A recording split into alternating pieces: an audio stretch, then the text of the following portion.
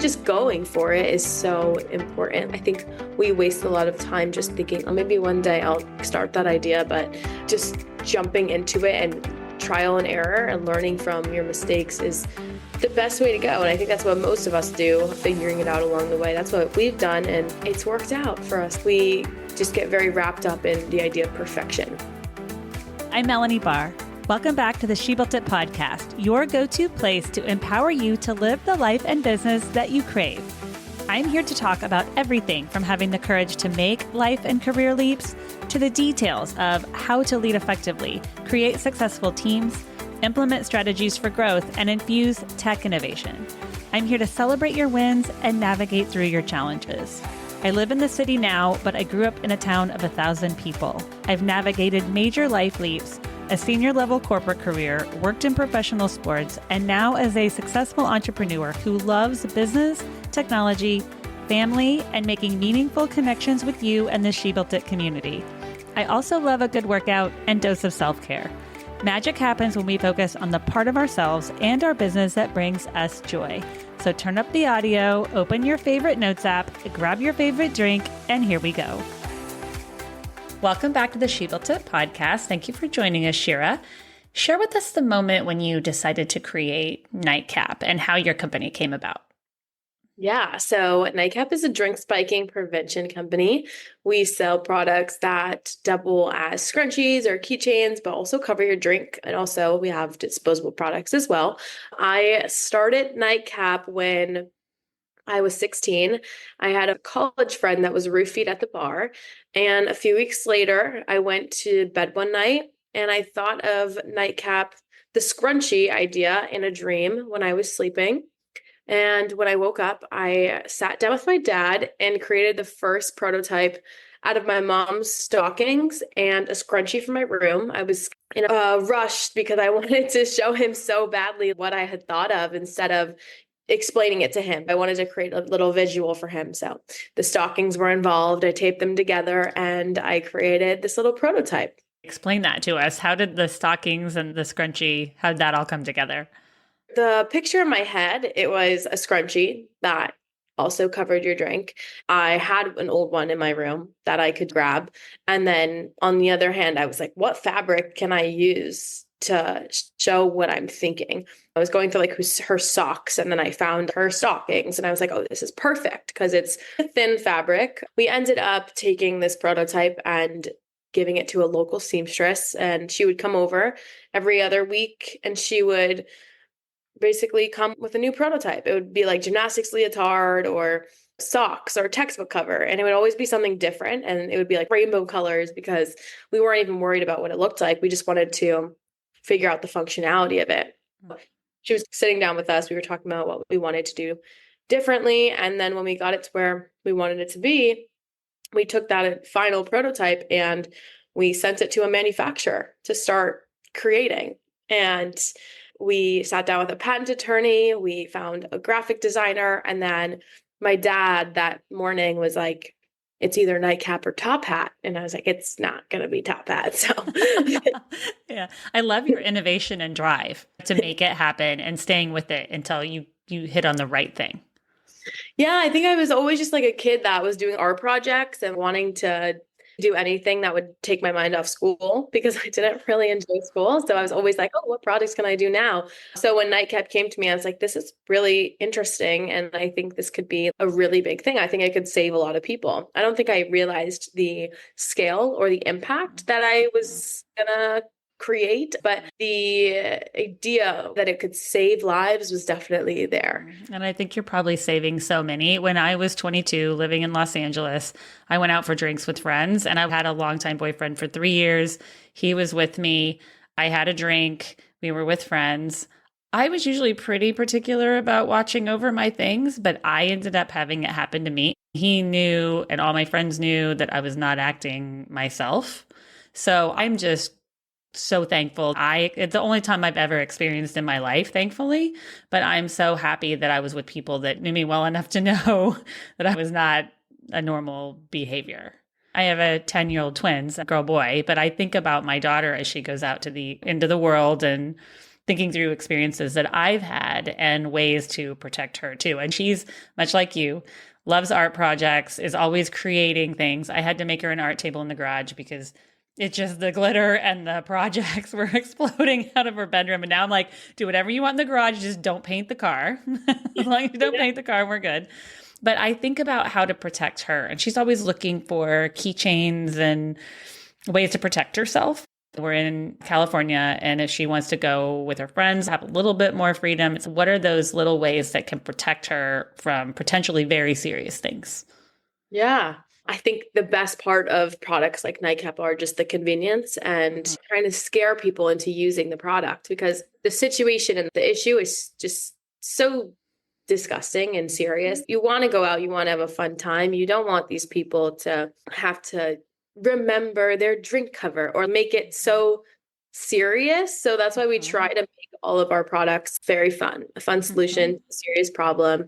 We're on TikTok and we try to be that fun company that is also on a mission. So we're not scaring people into a really serious For situation. sure, but you never know when something can happen. So why not have fun and also protect yourself at the same time?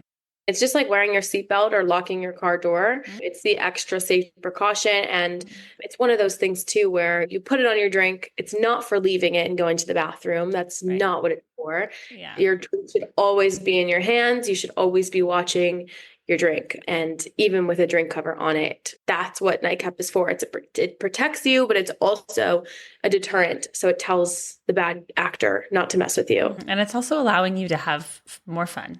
You've got that peace of mind. It's like when I leave my house and my house alarm is set, I just have that peace of mind. Gives you that little added layer. Yeah, exactly. For people who want it, or even victims who couldn't go out before they've had it, I feel peace of mind when I use it. I can't imagine how many other people out there feel the same way. Yeah. Can you share with us a business challenge that you had going to market or in product creation that you were able to overcome?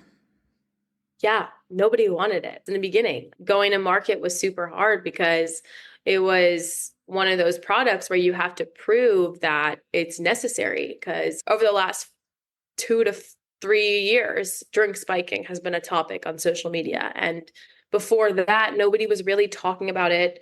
And still to this day, people think it doesn't happen. So it's like, why have I been drinking for the last 20 years and now I need this cover for my drink? We had to get people to understand the problem and admit that they've been drugged and tell their stories and share that with other people, because for so long we've been suppressing our stories and just not sharing them because people are embarrassed or ashamed of telling them. So really talking about the issue and bringing up the conversation has shown people, okay, this actually does happen. Maybe I should protect myself.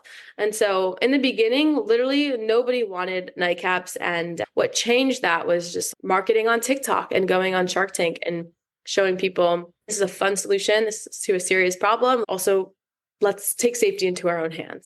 When I knew we were talking today, I thought, should I share my story? Because you think it's not going to happen to me. And you think I'm going out with friends I know and a longtime boyfriend, and I'm in a tight-knit group that's watching over everything. And again, it's don't be scared. But I thought I am going to share that story because your product is going to help a lot of people. Yeah. And thank you for sharing. I think a lot of people ignore it. And I think that's what we're trying to change, and having people be a voice so that we can be a voice for them, honestly, is really helpful to us, because now we're trying to literally change laws and go to bars and be like, this is what you're doing wrong. But we can only do that if we know what is actually happening out there. So when people share what's going on, it's very helpful for us to create real change in the future for this crime to not happen anymore, because it is on the rise and it's happening to just people everywhere, college campuses. Students are victims of these crimes. And you don't have to be a young woman to experience drink spiking either. It's happening to men. People are targeting men for their watches or their nice clothes because they know that they can be targeted for robbery. So it really doesn't matter who you are anymore. And our whole mission now is creating products for no matter who you are and what you're drinking, because it could happen to anyone. And I shared these stories with my daughter too. I tell her, I'm not doing this to scare you. I just want you to be aware. I want you to go have fun, but be mindful.